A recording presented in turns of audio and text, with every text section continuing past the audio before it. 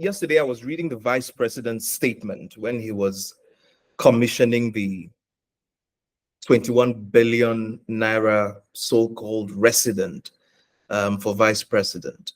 And a part of that speech provoked me, where he said that the provision of a suitable residence for the vice president was not merely a matter of convenience, but a symbol of respect for the office and the individuals who occupy it. Politicians who have presided over poverty and unemployment and widespread insecurity still want to have respect from the citizens that they have pauperized. It doesn't matter to these politicians that over 60 million Nigerians are on the brink of starvation. It doesn't matter to them that thousands of small businesses have folded up and that millions of young people are desperate and hopeless. To these politicians, you are not empowered citizens with rights. You are merely helpless subjects who should be grateful for the scraps that they dish out to you. But they forget that economic stagnation and starvation will always radicalize citizens and breed extremism. That's why you see a preponderance of violence across our country. That's why you see the rise of non-state actors everywhere across Nigeria. They forget that the people who have nothing to lose will have no other option but to revolt. That's why every day you are in traffic now in Lagos, you have people trying to pull away your side mirror, to break your windscreen, just to get something out of you. If people who have nothing to lose will have no fear revolting. How can you have a country where there is over 40% of food inflation and the priority of the elite class is to be funding white elephant projects that add no value whatsoever to the Nigerian people?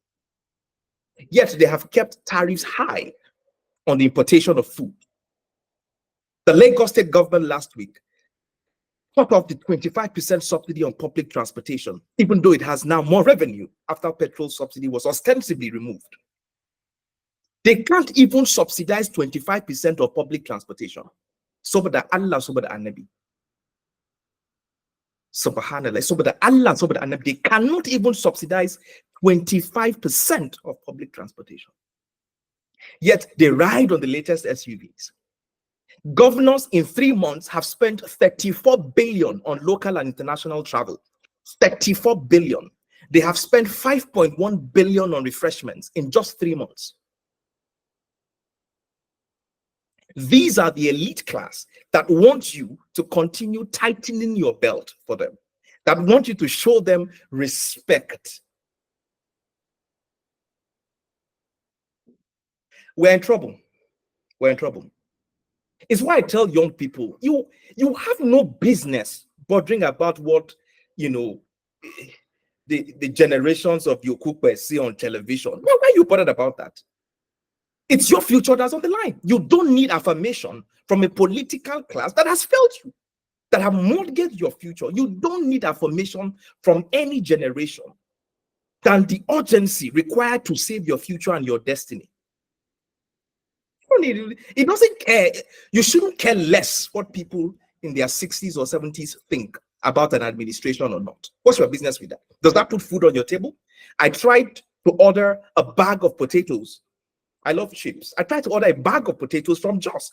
A bag is 150,000 naira. A bag of potatoes, 150,000 naira.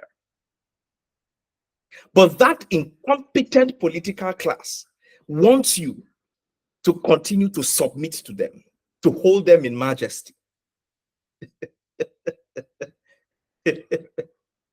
Even the chicken that lays the so-called golden egg, the NNPC, where your wealth is tied to as a country, right?